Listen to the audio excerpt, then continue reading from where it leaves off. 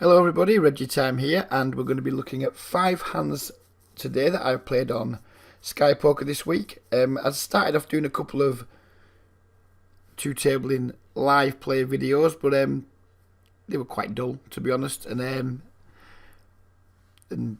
yeah, they were just dull, so we didn't bother. I stopped recording after like 10 or 15 minutes. There will be some live play videos in future maybe, but we're doing this one for today. Please remember to hit like on the video, share the video, and if you're not already a member of my Facebook group, please do consider coming and joining, as long as you're not going to come in and be a dickhead and just troll people or be unpleasant or be overly aggressive in the way you interact with group members, and you'll be made more than welcome.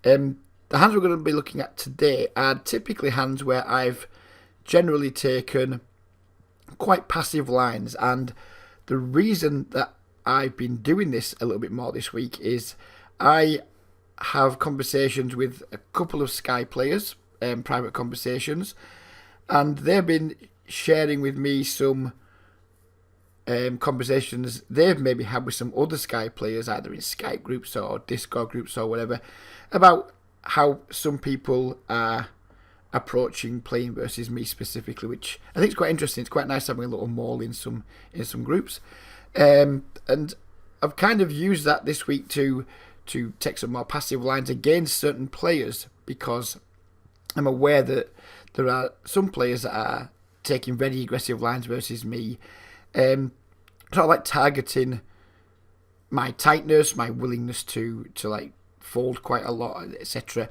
And it's a good adjustment for them to make, as long as they think I don't know they're making the adjustment. So it's worked out pretty well, and we're not going to look at too many pots against those specific players, but I just thought I'd mention it in general, that taking some passive lines against players that you feel are trying to run you over a little bit can often be quite productive, as long as that your read's pretty good, that's what they're trying to do. You can start making some adjustments against them. You start putting some more strong hands into your checking range, etc. I'm not saying this is going to happen in these hands, because 3 of these hands are against players that I'm not at all familiar with. So we're not going to look at too many of those spots, because I don't want to give too much away against specific opponents, and we're not going to be naming opponents today. We're just talking in general about possibly adjusting lines against people who you think might be overly aggressive in general, or maybe targeting you specifically because they think you have some kind of weakness. So we'll get straight into it with this first hand. This is going to be up against this fellow here in seat 3, I think, or maybe seat 1, I can't remember. And it's an interesting river spot more than anything else, so we'll skip through to the river, and we'll talk about that. So we obviously raise with the 7s under the gun.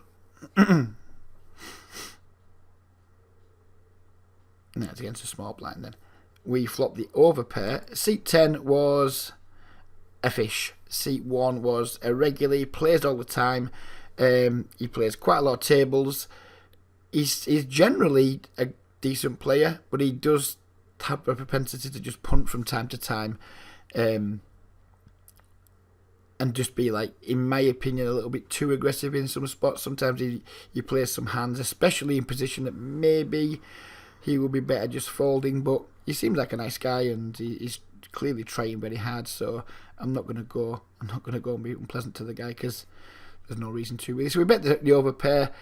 We don't really have a 3-street hand here multi-way. I mean, if we get 2 calls, as we're going to get here, we're not usually going to be wanting to like put money in across all 3 streets, because it's going to be hard for 7s to be good if we get action from more than one player.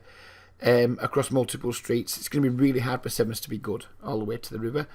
So we see bet, and of course the shitty software is crashed. So just one moment while we reload the hand. And so we bet the flop. We get called in 2 spots. The turn is an 8. I elect to check, and it checks all the way around, and then we river the set. So we're obviously going to go for some value here now. We lose to very few hands, ace-4, 6-4, which I guess especially seat 10 can have. Well, I guess both players can have some straights here. But I'm not going to be overly concerned about that. So we lead out for £4.40, fish checks, and then the regular raises to £21.99. So what are we doing here? I mean, he can have some straights, but he can also have some like slow played sets that we're beating, deuces, threes, fives. I think he probably raises them on the flop because he might want to protect against ace X, get value from my overpairs, because my range is relatively strong. Raising under the gun, see bet into 2 players, and when I check the turn and then bet the river, I can absolutely be going for some thin value here with like maybe not pocket 6s, but like pocket 9s, pocket 10s. I don't think I played jacks and queens and things this way, but I might sometimes. I think the multi-way, just like take a street off, do a bit of pot control, look to either catch some bluffs from the player in position, or maybe the small blind will lead out on the river with a weaker hand for value that I can either raise or call against with some of my overpairs. So maybe I'd check the turn with a very high frequency with like most of my hands. I think it's unlikely with the fish being in the pot that I would check an overpair on the turn, but it's not completely out of the realms of possibility that I would check hands as strong as like 10s, jacks, queens here, and then I would definitely bet them on the river once the turn checks through. So if this player's thinking that way, then making a raise here to make me fold a hand like pocket 10s, pocket jacks is really quite good, I think, because if I did have 10s, jacks, queens here, I would most certainly fold to this river check raise, even though we kind of capped our range on the turn and invited this type of play. I just don't think it's a play we see often enough to justify like calling down with overpairs here. But I think a set of 7s is going to be just too strong. I didn't like it because when we face river check raises, how often are we seeing bluffs? I just don't think it's that often that we see bluffs. So like, what bluffs can he have here that he wants to, like hands that he's called the flop with and then just randomly wants to turn to a bluff on the river? Surely most of his bluffs would just lead the river. If he'd say he had a hand like excuse me, some kind of ace hand that he's got he just wants that turn into a bluff now if he's like called with the gut shot on the flop. Or maybe he's had a hand like pocket 6s that he's called with on the flop. Surely just lead the river rather than bet with it, rather than check raise. If he had like an overpair of some description, like he had pocket 9s himself or pocket 10s or something, again, I don't think the check raise is river. So I think his value range here is quite thin. I think it's mostly going to be straights, because I think if he has a set, he check raises the flop. If he turns a set, then he just leads the river to prevent me from checking back. So I'm not sure he's got like a really strong value range here. But I'm not sure he's got too many bluffs either, unless he's turning a made hand into a bluff. So I thought it was kind of a weird spot. But in the end, it just felt like my set was just too strong to fold. So I did end up making the call. And our opponent's turned up with 4-3, which I think is quite interesting. Quite interesting to turn to a bluff there, because he does have a tiny bit of showdown value, I guess. I mean, maybe I take this line sometimes like ace king, ace queen when it checks to me a third time. Maybe I'm just inspired to like try and stab the river just to pick up the pot. Maybe if I had a hand like king queen of spades or something like that, maybe then I don't bet the turn because it's not a good card for us, and I decide like to try one last attempt to try and win the pot on the river. So I'm not sure. I like his line in a way because it's going to make me fold everything that isn't a set. I think he just got unlucky here that I rivered the set. If I don't river the set here and just say I did have a hand like pocket 10s, pocket 9s, I mean, it absolutely would have worked. So I like his play. I think he just got a little bit unlucky that we rivered a hand that was strong enough to call him. And yeah, I thought it was quite an interesting hand. He's not one of the guys that I think goes out the way to run me over. I think he tries to run everybody over from time to time, this fellow. But I don't think he targets me specifically. But fuck it, maybe he does. Who knows? Maybe he's one of the guys that just thinks, hey, Reggie folds a lot. Let's just try and make Reggie fold a lot. But it doesn't feel that's the way. It just feels to me like he's generally slightly too much on the aggressive side, which makes him a little bit exploitable. But I could be very, very wrong on that. We on to the next hand. These next two hands are against the same opponent. He'd been being very aggressive at the tables. He'd been 3-betting quite a lot and raising and what have you. And to be frank, I didn't know him, and he was getting on my fucking nerves a little bit. There's no two ways about it. It just like constantly like 3-betting. He wanted to be like Captain Aggro, or that's what it felt like at the time anyway. So we have aces here on the button. We open. He 3-bets. And I just wanted to put like a smallish 4-bet in here just to try and induce some kind of like freak out sort of play from him. I felt he was a sort of player who would just go nuts here with like lots of relatively weak hands, you know, just trying to make me fold something. I had folded to him several times already when he'd 3-bet me, usually when he'd had position on me and it just wasn't going to be a comfortable spot. And maybe he just, I thought I'd make a small 4-bet here, maybe he could see it as me just finally like snapping, getting to the end of my rope, and maybe I thought he could just like jam something relatively weak that we could snap off, you know, like maybe get him to just jam pocket 9s here, for example, or jam like an ace-4 suited type hand, something like that. So we went for the very small 4-bet. Our opponent just called and we got pretty much a perfect flop. I bet really small again. I mean, I bet pretty small when a 4-bet anyway, but I'd bet incredibly small here just to try and induce something from him again and just give him one last chance to just do something a little bit silly. He shouldn't have too much 3x in his 4-bet calling range. So the only end I'm worried about here is if he's got pocket queens. I think he jams that a lot pre-flop anyway. And if he's got pocket queens, then just fuck my life. He'll make a really, really small bet.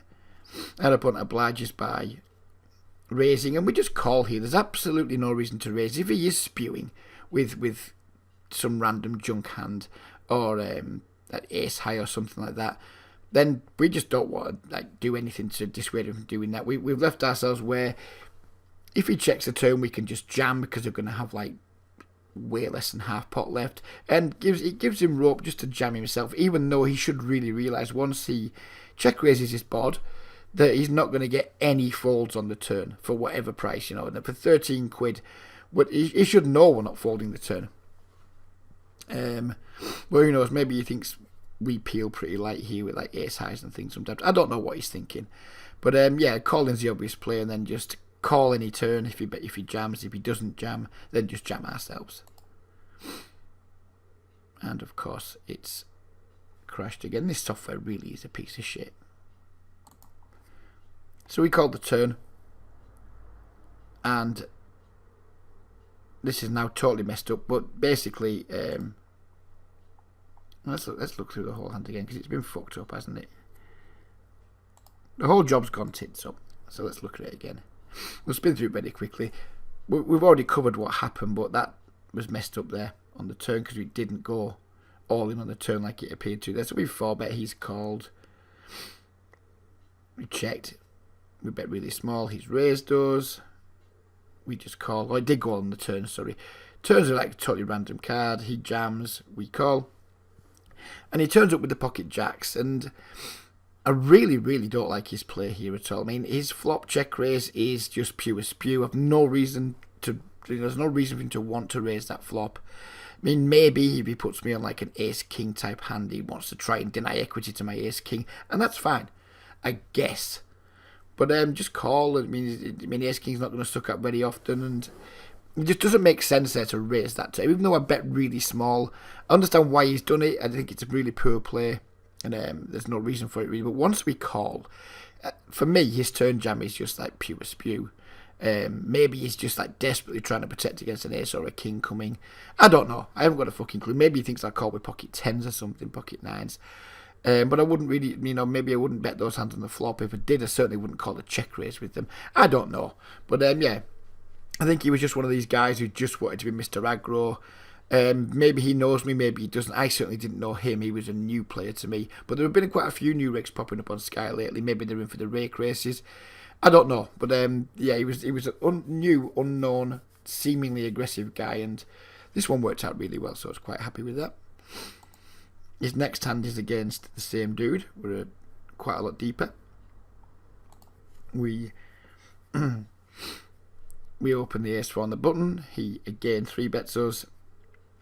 I toyed with the idea of 4-betting again, but I decided just to call this time and take a flop. We flop one pair, but he bets relatively small. We can't just go folding one pair, especially to these aggressive guys when we have position. We just need to call, and if he barrels a turn and we don't improve, then I guess we just give up. But yeah, we can't defend ace-4 suited versus aggressive guys, have position, and then just fold on the flop. Even though there's not many great cards on the turn, I think we need to call and at least see a turn. So we do call, and then we turn what, in my opinion, was the nuts. If he's got 9s full or queens full, and again, fuck our lives. There's not a lot we're going to be able to do about it. So I was toying with the idea of raising here just to like stack off, just to get him to like maybe stack off with aces, kings, ace, queen, maybe. In the end, I elected just to play like last time, just call and let him do his thing on the river. And he bombs the river, and I was never ever folding here, of course, because you can absolutely just have like aces, kings, ace, queen, maybe even king, queen. I was just toying with whether to raise or not. In the end, I just thought, well, there's not that many hands he can call a jam with. In hindsight, I think I should have jammed. I think he still doesn't fold aces, still doesn't fold kings, maybe doesn't fold ace, queen, maybe doesn't even fold king, queen. I think if he's got like aces, kings, or queen X, I think he's going to call with a very high frequency here, and we're just not going to be beat very often. So I think I should have raised here. I think I made a mistake by not raising, but we just called, and he actually showed up with the rivered full house, which is intensely annoying to me, to be honest with you, because the guy was getting under my skin. He was making my life pretty miserable, and it was really quite annoying that we set a couple of traps, and one worked out quite well with the aces. We set a nice trap for him here on the turn, and he somehow managed to not only get out of the trap, but then turn it around on us and snap our bollocks off. So yeah, this one was quite annoying. I don't really tilt very often. I didn't tilt after this, but I was quite pissed off. I was like, "Argh." You know, we played we played the hand really well, in my opinion. We've trapped somebody. Who knows what he would have done on the river? Would he have, if the river was an 8, would he have bet again? I don't know. Maybe not after he's gone 3-bet, C-bet, double barrel. Maybe he just finally gets a message and gives up with his pocket 7s. But who knows? But I think I definitely should have raised a river. I think I made a mistake, but that mistake ended up saving me 19 quid. But that's not the point. We shouldn't play results. I think not jamming that river was not a big mistake. I think it was certainly a mistake though, and we got away with it in terms of like saving money. But I wasn't happy with the overall hand. The overall hand pissed me off. It pissed me off that I didn't really raise, but then it doubly pissed me off because we lost to a rivered full house. But never mind. Never mind these things. Here we are, we've got pocket queens here under the gun in the next hand. This again was another new regular, not the same one as the last hand. Someone I'd seen for the first time last night, never seen him before on Sky. If I have, I haven't been aware of him. He seemed like a new regular to me. He'd been in some tournaments and he had 3 30 cash games going, so maybe he was a tournament player that I'm not aware of, that decided just maybe to play some cash games in every session. I don't know. I didn't know him from fucking Adam. But again, he had seemed to be being quite aggressive. He seemed to be like opening a lot of hands, 3-betting with a decent frequency. And again, just seemed like somebody who enjoyed getting into like dick waving, pissing contest type things. So anyway, we open the queens under the gun. 2 callers. This play was a fish in seat 1. We fought pretty damn good. We c-bet as we should. And our aggressive opponent raises. And against lots of people, as nitty as this might sound, this is just a fold for me most of the time. We've got one pair, we've been check raised on. Yeah, there's some draws out there, some spade draws, some straight draws. He can certainly have some, like some 6-7 suiteds. And what have you. So you can have lots of straight draws with like lots of little cards, some gut shots, some backdoor equity. You can have a decent like some bluffs here, but you can also have you can have all the sets. Maybe not jacks so much. I think he probably would have 3-bet jacks, but you can certainly have pocket 4s, pocket 5s. You can have 4-5 suited. Whether he defends as wide as jack 4, jack 5, I don't know. But I think his value range, you can have lots of hands for value that are definitely beating it. Well, not lots, but I think he probably has more hands for value that are beating us than he does bluffs. I don't think he's going to do this with like Jack X very often. I think most players just check call with the Jack X. So I think his range here is primarily going to be sets of 4s, sets of 5s, sometimes sets of jacks. And then maybe some draws, particularly flush draws, but maybe stuff like 6, 7, 5. What would the other draws be for? Like 6, 7, maybe some 7, 8. I don't know, but it felt like he was aggressive enough where I couldn't fold here. But normally against lots of opponents, if this was against some of the tighter regulars or some of the regulars I know better, it's very unlikely I'd be looking to call here and call down, because most of them just don't turn up enough with bluffs in this spot to justify like hero calling down almost 100 big blinds. I mean, we've got, what have we got left there? 90 odd big blinds left.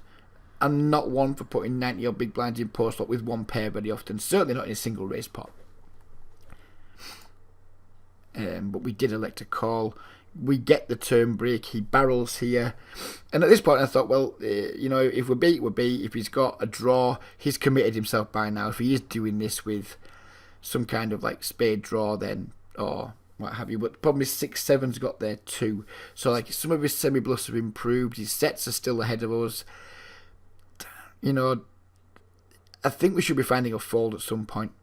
I think the flop would have been maybe too tight, but on this turn when 6-7 gets there and he can already have us beat with like his sets and things, I don't know. Maybe I'm being a fucking major nit, but against most regulars here, I'm out of here. I'm probably out of there on the flop. I'm certainly out of there on the turn. But again, this is a pretty aggressive guy who was maybe getting under my skin a little bit. I wasn't sure about him. I just didn't have enough information. I was watching a video last night on YouTube. I actually shared it to my Facebook group about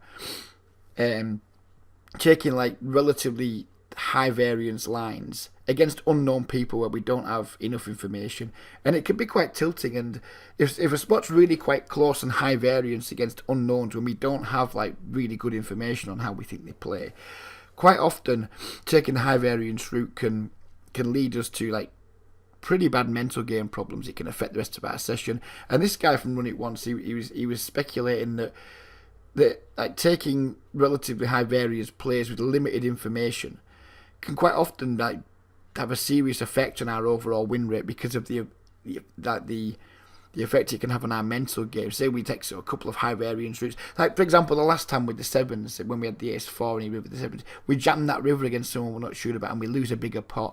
We jam here, we lose a bigger pot. All these things we're doing with incomplete information can quite often have a significant effect on our mental game, which massively negates any slight profit there is from like taking the high variance line. So I'd never had it explained to me in that way. It's something I've been like subconsciously doing for a long time. I will avoid high variance spots versus unknown players quite naturally. It's not something I've given a ton of thought to. It's just who I am. It's how I am. It's just my nature. And when he explained it, I realised just how much I'd been protecting my mental game by not like overplaying my hands versus unknown players in spots like, well, not necessarily like this one, but like the ace-4 hand and what have you. And I think it's really interesting. You should probably go and check it out. If you go to the Facebook group, find a post by me on the 29th. It's like a YouTube link to a Run It Once video. It's really good. I've watched it 2 or 3 times soon now, and it's starting to make a lot of sense to me.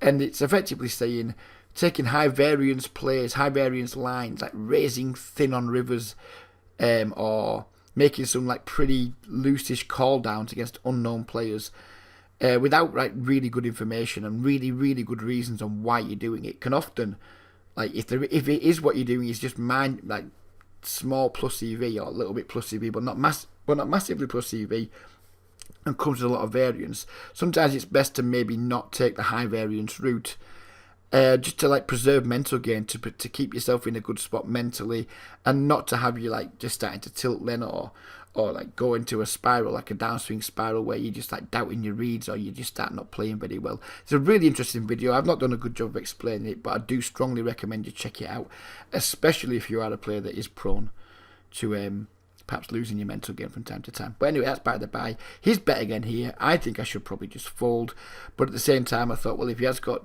draws, then jam now, protect against them, or get value from them, was my eventually the decision I came down on. So we did jam. He called, and of course he showed me the set, and again a little bit annoyed because it's not a play I always make. I don't get annoyed when I lose pots. I get annoyed when I make a play that I wouldn't always make that that costs me. I mean, we lose the river anyway. Well, maybe we don't. Maybe we call again and just fold the river because everything's got there. But I think like calling a flop check raise, calling a turn barrel and folding the overpair for like 12 quid on the river when the pot was going to be something like 40. I mean, I wouldn't have done that. I'd have just called it off anyway. The whole hand's a clusterfuck from the flop. I think I should probably just fold the flop. And I don't give a fuck how nitty that sounds. We should probably just fold the flop. Or elect to just call down, shut our eyes and call. One of the two. If we think the guy's like aggressive enough where he's going to have tons of bluffs or like value bets that we're beating, shut your eyes and call down or just fold the flop. And I think jamming the turn there, I don't like it. I think it's bad from me. I think we should just either call down, just call turn, call river, or fold turn. Raising the turn's not fucking good, but I don't just put hands in that I think I play well to make myself look good. We put all the hands in where I've been in spots where, you know, I've not necessarily enjoyed them because I think that makes for like better debates and just look how fucking well I played this hand. I played this hand like a fucking idiot and I got duly punished for it, and there we go. That's just poker. So on to the last hand.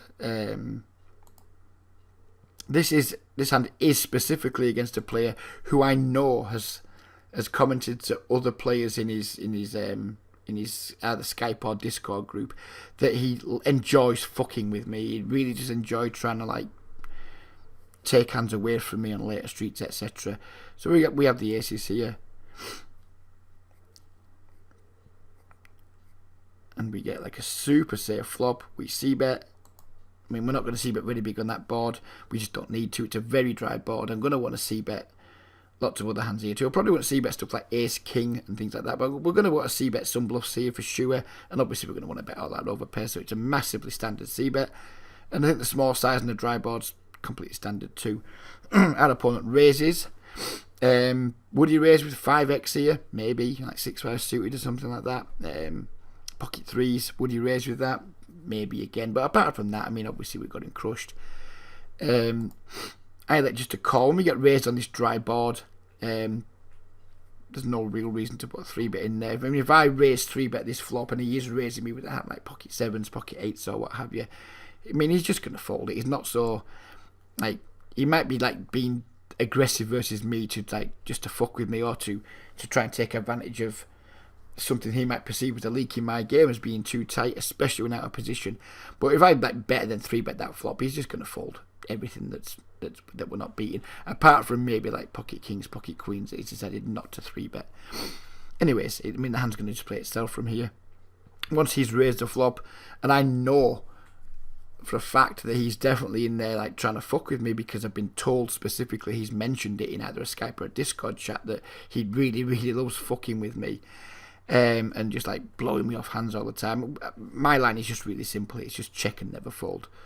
And of course, the hand's crashed again. So we get to the turn. I check. He bombs it. We have like a really easy call again. And then the river's like perfect break. We check again. He bets 13.66. And now the question here is, do we just ship it on him for the rest? Excuse me, or do we just call? And I just think he's going to have so much air here that he can't really call a raise. And even if he's like doing this with, well, I can't think of too many hands. King Queen would be like one hand maybe that he's bluffed on the flop with that's turned equity. So maybe King Queen. And I just don't think he has pocket kings or what have you very often because he just 3-bets me with it. We block ace queen pretty hard. I get to one of those spots where I think I could have jammed and possibly even should have jammed given how dry the board is. But again, I elected just to call because I'm just not that sure there's enough worse hands he calls with to warrant jamming this river. I mean, if he has flopped me dead with like some kind of 5, he's not going to fold it. If he's got 3s full, he's going to cry and call. And if he's got like who knows what. I mean, I can't think of like many. The King Queen and like Ace Queen are the only like real value hands I think he can have that we're beating. I don't think we beat very much of his value range, but I think he's got an absolute shit ton of bluffs. So in the end, again, I just like thought for a little while, and he maybe even thought I slow rolled him. I don't know, because I tanked right down because I was deciding whether to call or raise. He elected just to call in the end, and he turned up with. I mean, that's a really, really bad bluff. That is a prime example of somebody who literally is just going out of their way to try and mess with me. I guess I don't hate the flop. He has some backdoor equity. And I guess maybe the Queen allows him to put some pressure on me when I've like, called him with pocket 8s on the flop, pocket 7s, stuff like that. Even though I'll probably just fold them mostly to a raise on the flop. Possibly not against this guy, but against most people. But I think once I can even get on board with his river barrel, with his turn barrel. Because maybe again he's trying to put desperate pressure on me. But when we check call twice here, there's just so few rivers I'm going to be like check folding here. I think his river bluff is, I think it's fucking rubbish, to be honest with you. I really, really do. There's just once I check call that turn, there's not many hands I'm going to have that's going to check fold that river, because I don't have the draws, because I just don't open like the 6-4 or the 6-7 and what have you under the gun very often. I do occasionally, but not very often. I think this is a really poor bluff. I think it's just someone who's just putting his ego in front of making sensible poker decisions, and it was a real joy to snap him off. It's a shame we couldn't have jammed to frustrate him and make him fold, because I know that tilts people somewhat chronic. Bad enough when the bluffs get called, but people really do get tilted when they bluff and then you jam on them. And there's nothing they can do. So I would have liked the jam for frustrating him, but overall I'm really pleased how I played the hand, and really pleased with my spy in the camp who's keeping me up to date with maybe some of the lines, some of the more aggressive players, or some of the players that, to be frank, just don't fucking like me or try to take against me. It's really nice having like one eye on the ball there. I'm not going to say who my friend is, by the way, of course. Don't want to A, I don't want to blow his cover, and B, I don't want to make life unpleasant for him with the group, groups that he's in. And yeah, hope you've enjoyed the video. I certainly enjoyed making it. There's been some hands we've not played too well. Some hands I think we've played fine.